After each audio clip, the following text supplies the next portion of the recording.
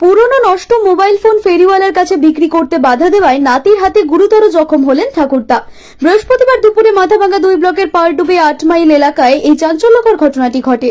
স্থানীয় সূত্রে জানা যায়, পরিবারের পুরনো ফোন বিক্রি করতে চায় নাতি। ঠাকুরদা ভবেন্দ্র বর্মন, বয়স 70, আপত্তি জানালে রাগের মাথায় বাঁশ দিয়ে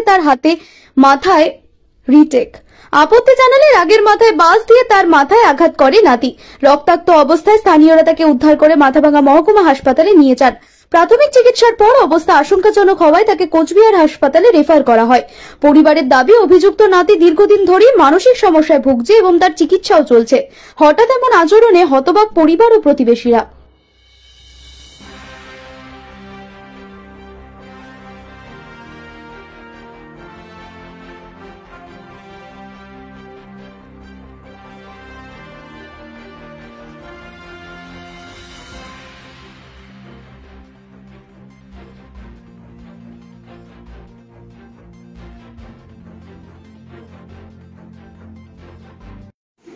কিছু ওখানে যে চুলি বেচা আছি তো ওর মোবাইল একটা সেদিকে আসবে ভাঙ ফেলেছে, মাথাটাতে কিচ্ছু নেই। ওই মোবাইলটা ওই বিক্রি দিবে, দিয়ে পয়সা লাগবে তো। আমি যে দেয় না, তোর বাবা আসুক, যদি ভালো করতে পারে বকা দিবে এসে। এই যে আমার তো এরকম কথা কাটাকাটি করতেছে, ঘুরিয়েটা যে দিকে ঘুরোঘুরি করতেছে।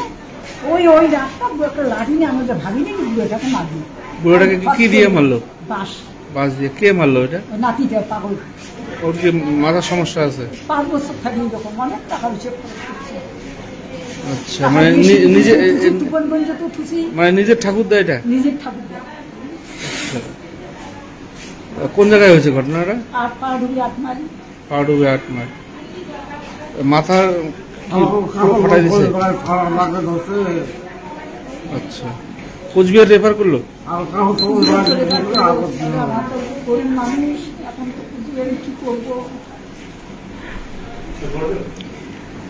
কি নাম আপনার? আমার নাম চন্দন।